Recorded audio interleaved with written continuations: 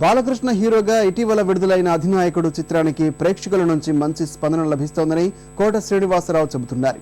ఇదేం ప్రస్తుతం రాజకీయాలకు దృష్టిలో పెట్టుకుని తీసింది కాదని, అధినాయకుడు కథా చర్చలు ప్రారంభమై 2 ఏళ్లు గడిచిందని గుర్తు చేశారు.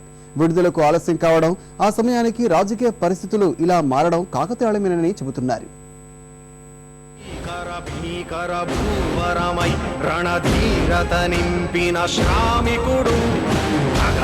హింసను ధ్వంసము చేయగా అడుగిడెరా అధినాయకుడు.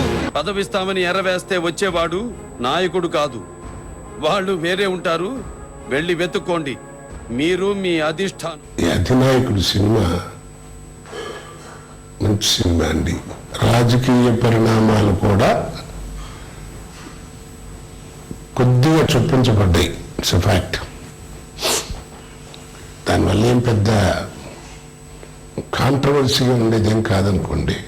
ప్యూర్ బిజినెస్ ట్రెండ్ నీది, పర్ఫెక్ట్ భజన ట్రెండ్ నాది. మా శత్రువు అని చెప్పుకోవడానికి ఓ అర్హత ఉండాలిరా. మంచి నాయకుడు ప్రజల గుండెల్లో ఉండాలే గాని రోడ్డు మీద బొమ్మల్లో కాదు.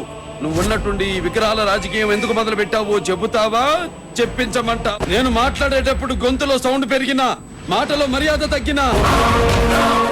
ఈ చిత్రం చూసిన తర్వాత కూడా నా అభిప్రాయమే కరెక్ట్ అయింది.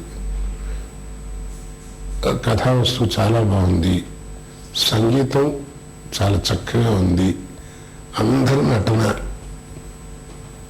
నటన పాత్రోచితంగా చక్కగా ఉన్నాయి.